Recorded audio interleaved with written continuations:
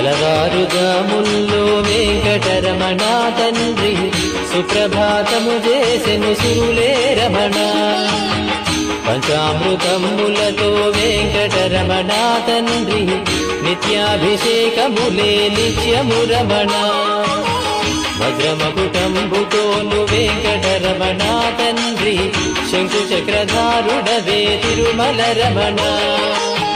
మూడు నామాలతోను వెంకటరమణ తండ్రి ముల్లోకములు ఏదడి మూర్తి విరమణ.